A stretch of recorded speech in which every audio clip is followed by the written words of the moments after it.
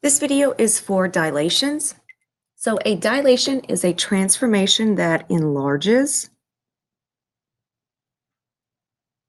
or reduces a figure to create a similar figure. So in a dilation, the figure is enlarged or reduced to a fixed point called the center of dilation. And our center of dilation is always the origin. So it's always where the x and the y-axis meet. The corresponding sides are proportional, and the corresponding angles are congruent.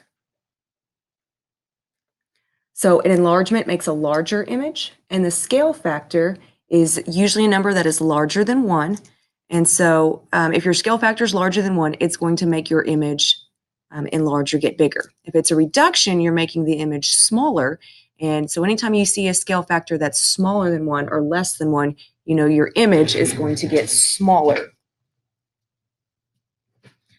So what you do is you multiply by the scale factor. So coordinate notation for a dilation is xy becomes k times x, comma ky. So you just multiply the scale factor by both the x and the y coordinate, and so k again is your scale factor. All right, so enlargements. So we're going to find the vertices, and then we're going to do a dilation of 2. So A is at 2, 1. B is at 2, 3, 4. See, 1, 2, 3, 4, 5, 6. And then C is at 6, 1, 2, 3, 4. So all we're going to do is we're going to multiply the x times 2 and the y times 2. So 2 times 2 would be 4. 1 times 2 would be 2. And so that would be your new point. So then we would do 4 times 2 and 6 times 2, and we would get 8, 12. And then 6 times 2 and 4 times 2, and we would get 12, 8. So then we're going to graph it. So 4, 2, that would be our new A.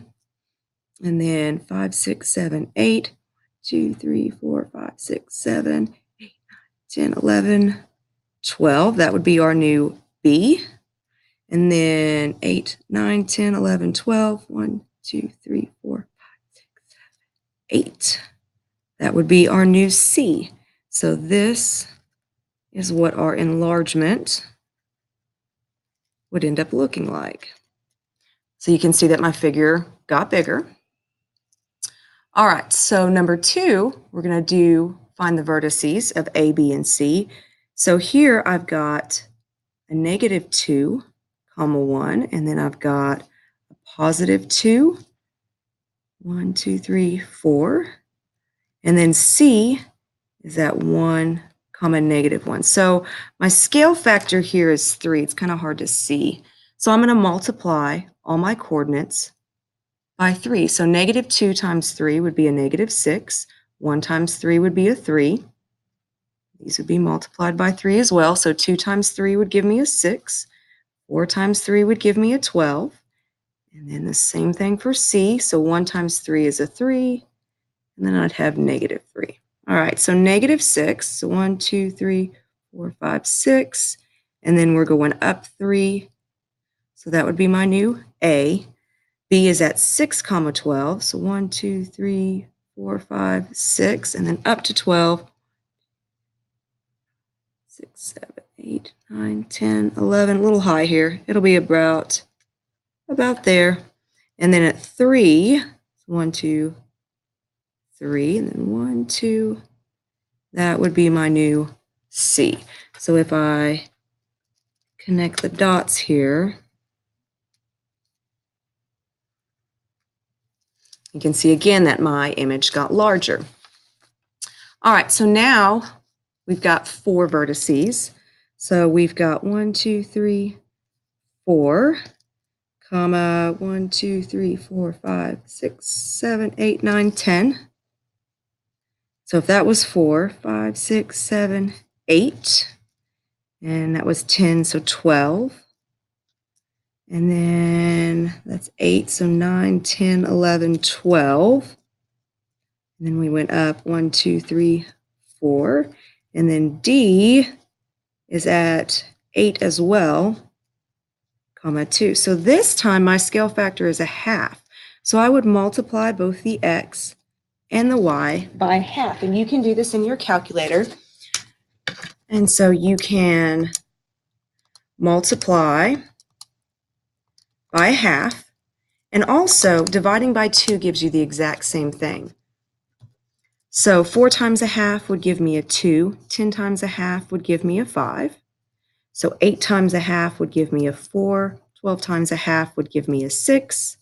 12 again, so divide it by 2. 4 would become a 2.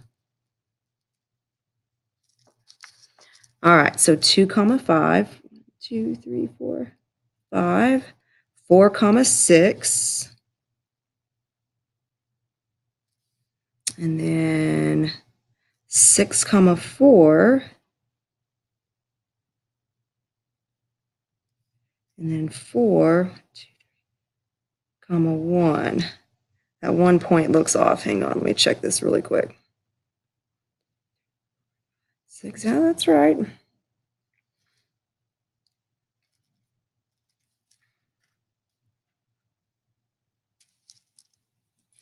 All right, last one. So this time we're going to do a scale factor of a third. So you find your original point. So this one is at 3 comma 0. B is at 1, 2, 3, 4, 5, negative 6. And then up 3.